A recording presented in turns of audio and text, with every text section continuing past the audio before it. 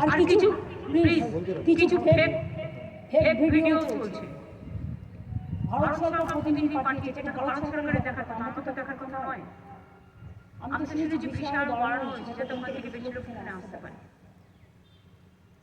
আমাদের লোকেদের মিডিয়া না ব্যবস্থা করা হচ্ছে, কথা আমরা অলরেডি বলেছি যারা আসতে চায়। ভাই আমি সেটা বলছি, এটা পরিষ্কার কথা, এটা গভর্নমেন্ট অফ ইন্ডিয়া না, গভর্নমেন্ট অফ পশ্চিমবঙ্গের ব্যাপার নয়। বারবার একটা আপনারা আমাকে জিজ্ঞেস করবেন, কেউ মিসলিড করে এটাকে সাম্প্রদায়িক দাঙ্গার পর্যায়ে নিয়ে যাচ্ছে।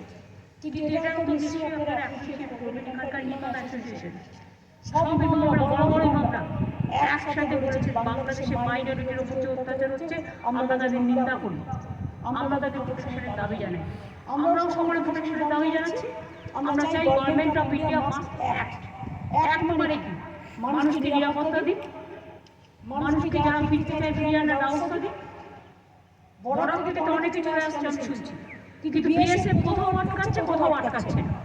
সিভিল অ্যাভিয়েশনের থেকে যারা আসছেন প্লেন তো চালু আছে, ট্রেন তো চালু আছে, তো তারা আসছে তো লোকজন, বিশেষজ্ঞ যাদের আছে, পাসপোর্ট যারা আছে তারা তো আসছেন। বন্ধ তো করা হয়নি, ইন্দো বাংলাদেশ একটা বর্ডারও তো বন্ধ করা হয়নি।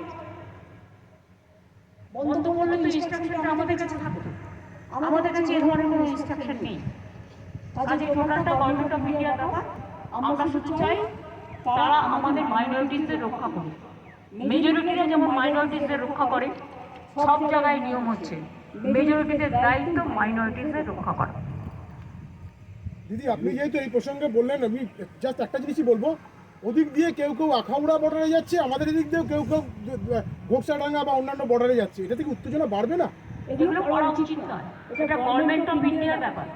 তাদের তো নিজেদের গভর্নমেন্ট আছে, তারা তো নিজেদের গভর্নমেন্টের কাছে জিজ্ঞেস করতে পারে কোনটা করা উচিত আর কোনটা করা উচিত নয়। যাদের বিরোধিতা করা সেটা করতে পারতাম আমরা। বিরোধী দল এখানে দায়িত্ব বা দায়বদ্ধতার পরিচয় দিচ্ছে, দায়িত্ব নিয়ে দায়িত্বশীলতার পরিচয় দিচ্ছে। আর কেন্দ্রের শাসক দল তারা যদি নিজেদের রাজনীতি করবার জন্য প্রধানমন্ত্রী যেটা দায়িত্ব সেটা তারা পালন করছে, বলুন আইনটা নিজের হাতে না নিয়ে ভারত সরকারকে পালন করছে। জগন্নাথ শেষ করি, সেখানে দাঁড়িয়ে আপনি জগন্নাথ মন্দির গড়ে তুলছেন, সেখানে খুব উল্টো দিকে খুব ছোট্ট একটা জগন্নাথ মন্দিরের সামনে দাঁড়িয়ে পরিকল্পনা করেছিলেন বা স্বপ্ন দেখেছিলেন, আপনার উদ্যোগে গড়া হচ্ছে, আপনার অনুভূতি আজকের দিনে দাঁড়িয়ে একটু ব্যক্ত করুন।